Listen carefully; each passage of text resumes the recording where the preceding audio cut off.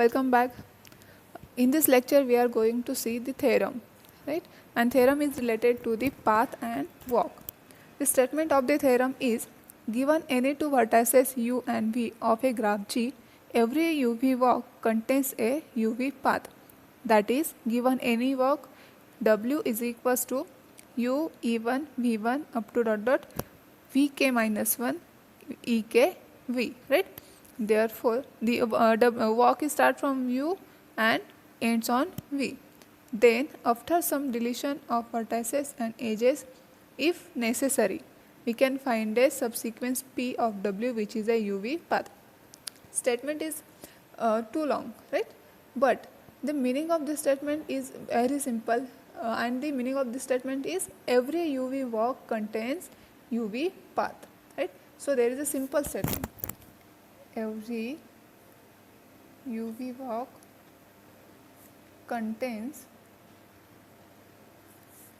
a uv path, right?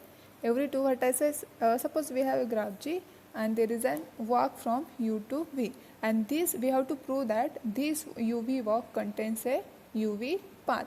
How we can prove this? Let us see, right? We prove this theorem by induction, and we make induction on the length of the uv walk, right? So we start from 0. That means we start from the length of the walk is 0. Denote this length is, and we denote the length of walk is L, right? So we start from 0. If L is equals to 0, then the walk of length is 0, right? That is a single vertex. That means the length of walk is 0, that means this one. There is only a single vertex. This is also a walk, and the length of walk is 0 because the number of edges are 0.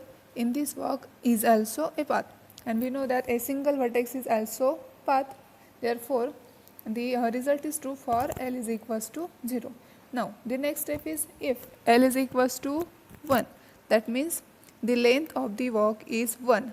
Length of the walk is 1 means here, that is uv walk, and the length of walk is 1, that means there is only one edge, and this edge is even.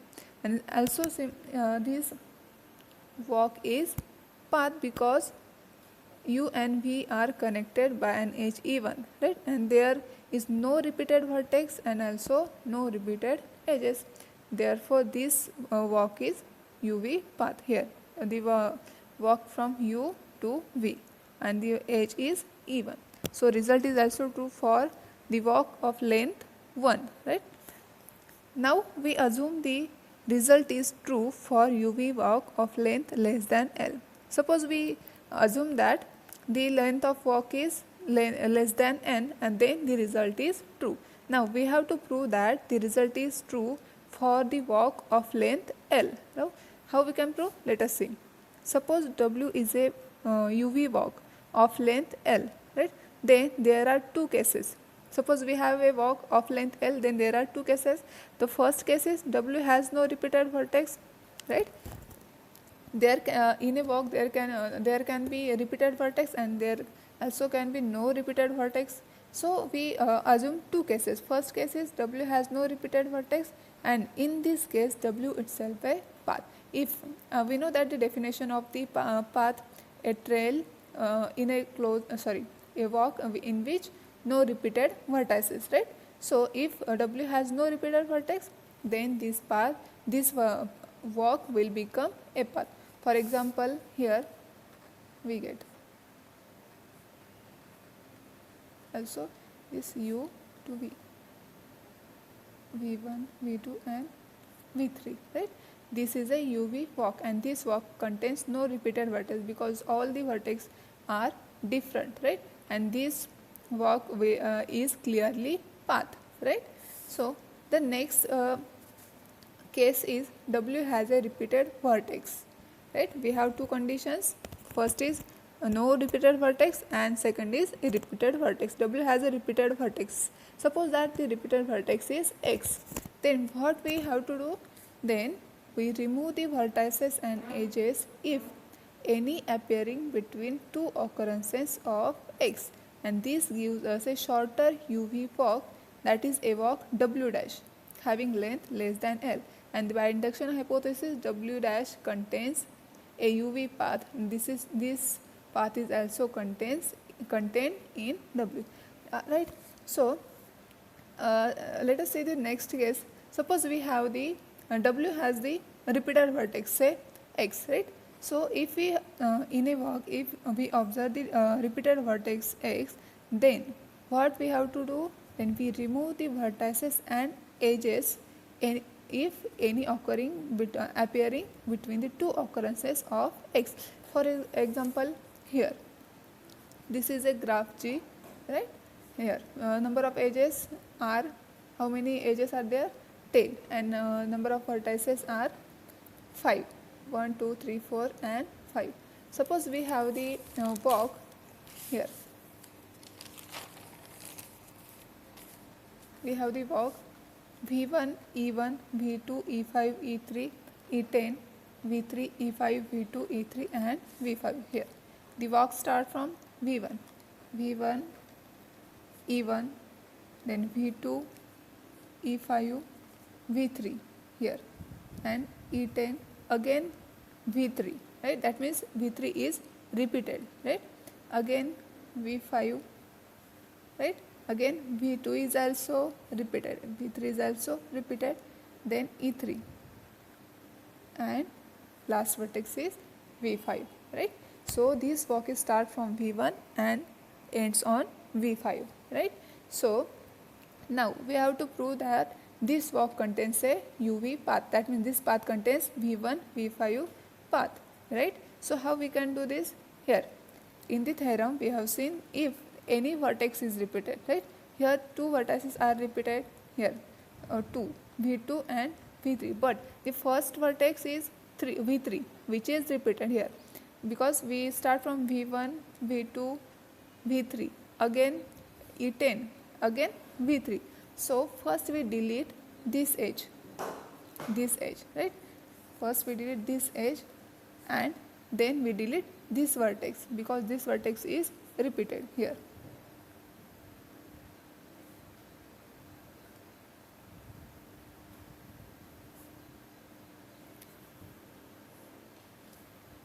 If you delete the edge E10, we get this graph, right? And we want the path from V1 to V5, right? So here we start from V1, V2, V3. Again we reverse on V2 and V5. Therefore V3 is repeated again, right? Therefore we delete this vertex.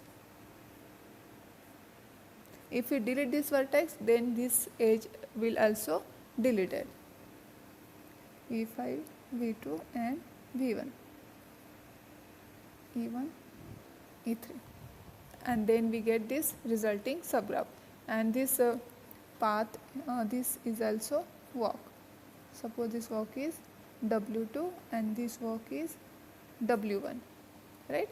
So here we have this walk. This W1 is equals to V1, E1,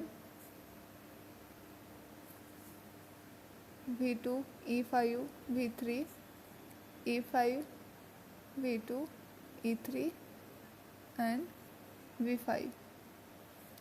This is also a V1, V5 walk, right? But in this word walk W1, there is this vertex V3 is repeated and also edge V5 is repeated, right? Therefore what we can do, we delete this vertex. If we delete this vertex, then we get this walk W2. W2 is equals to V1, E1, V2, E3 and V5. And in this walk W2, there are no any vertices which are repeated and also there are no any edges repeated. Therefore, the internal vertices are all different, right? Therefore, this is a path. This W2 is a path and W2 is a V1 here. So V5, right? This is a path.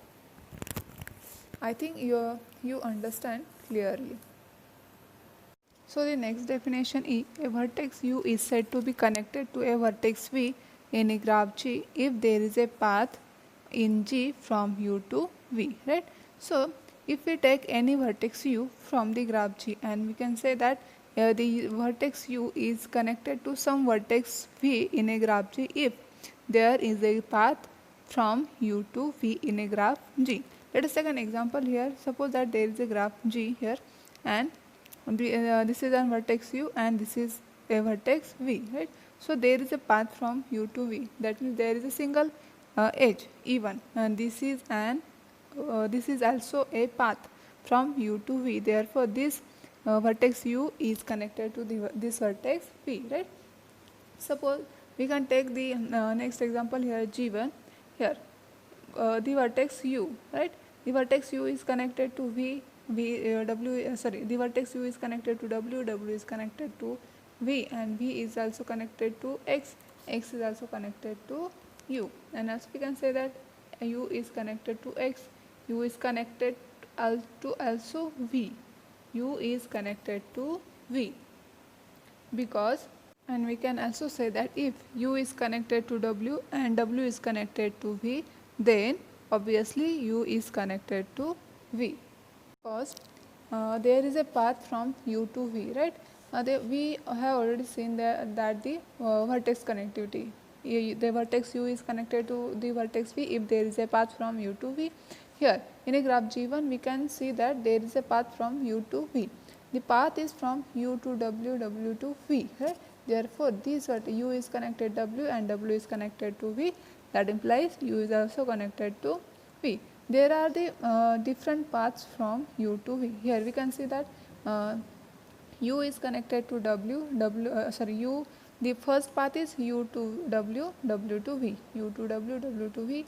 Second path is U to X to V. Here, this second path is this, right?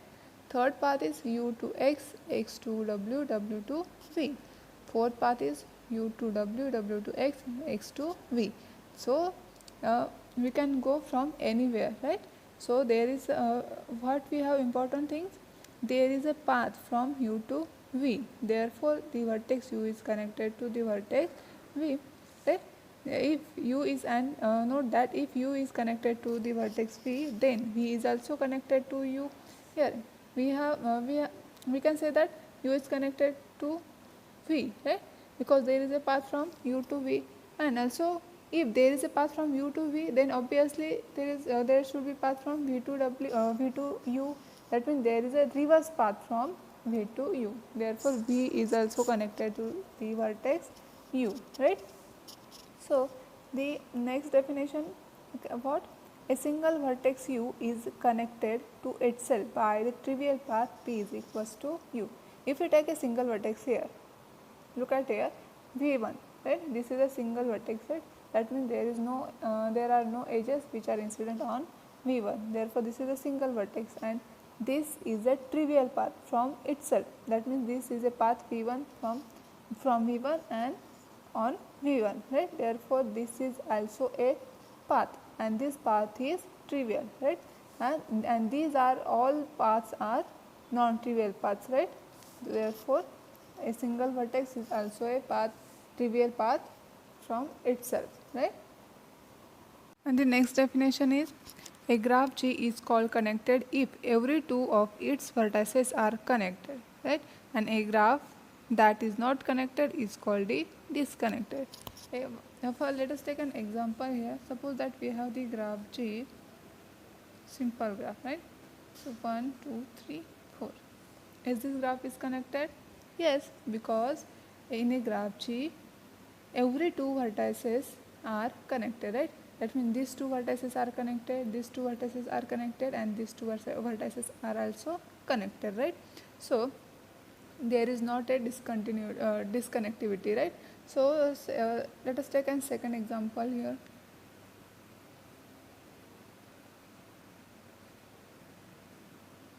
This graph, right? Is this graph connected? Yes, because in this graph every two vertices are connected. That means here these two vertices are connected, these two vertices are connected, these two, and these two vertices are connected, right? So every two vertices are connected in this graph, therefore this graph is connected. So third example is, if we take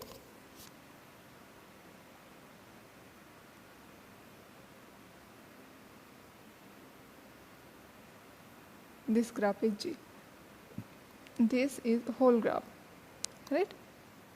So is this graph G connected? No, because if we see and if we observe, so there are no two edges, no two vertices are connected, which are these two vertices are not connected, also these two vertices, also these two vertices, right? If there are four vertices, right? 1 2 3 4, and in this graph subgraph 1 2 3 4, right? There are four vertices, also in this subgraph there are four vertices, but these two subgraphs are not connected because there is not edge there. For the connectivity of a graph, there is at least two vertices are connected here. If we see here, when it will become connected, if there is a path from this vertex to this vertex, or this vertex to this vertex, or this vertex to this vertex, or this vertex to this vertex, or this, right? Suppose given any vertex u of a graph G, let C of u denotes the set of all vertices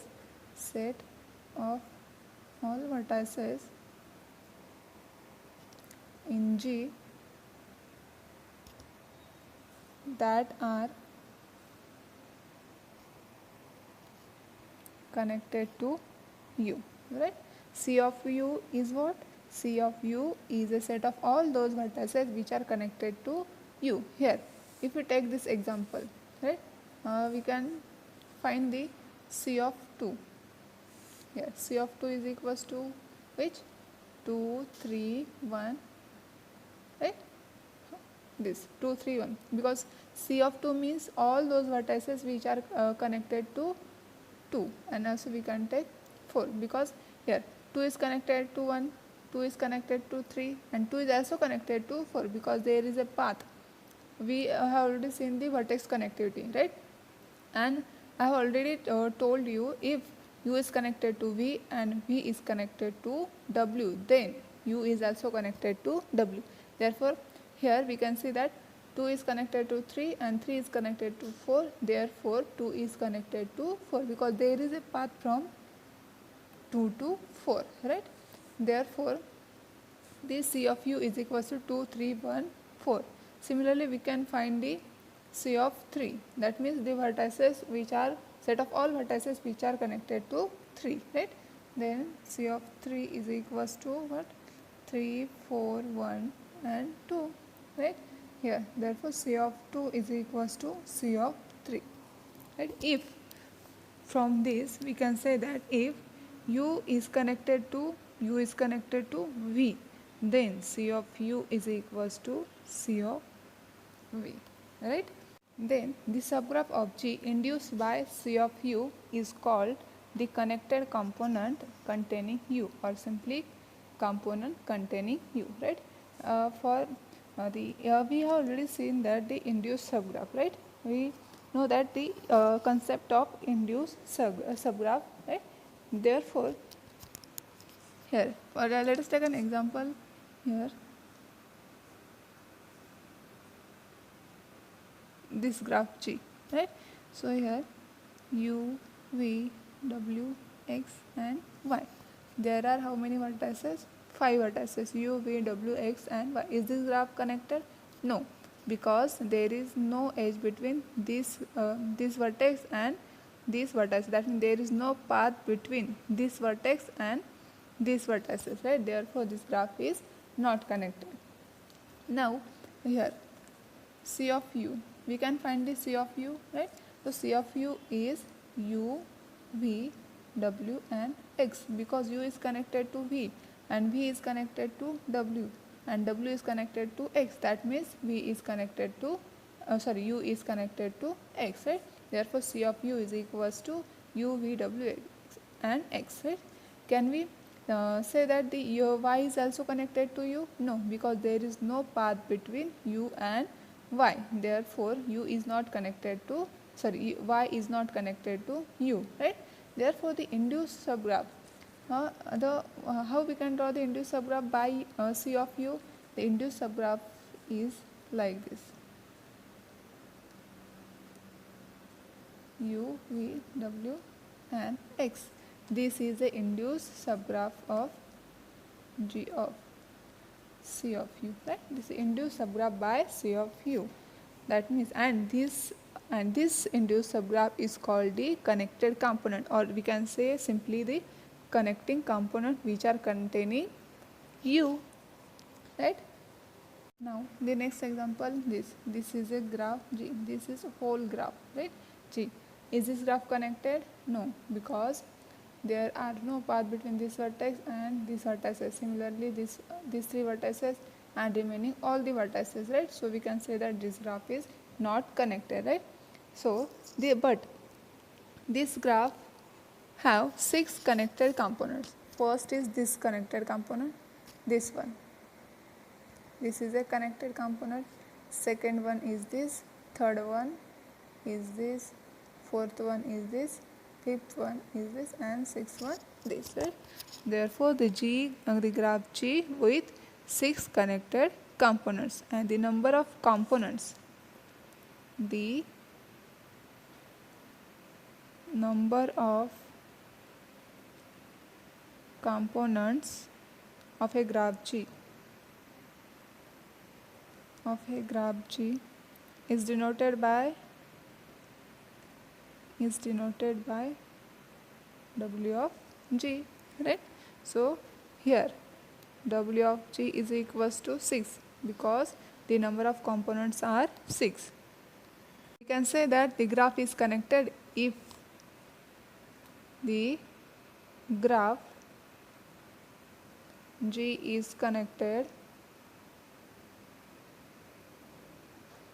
if and only if W of G is equals to 1. That means there should be only one component. Then we can say that the graph is connected.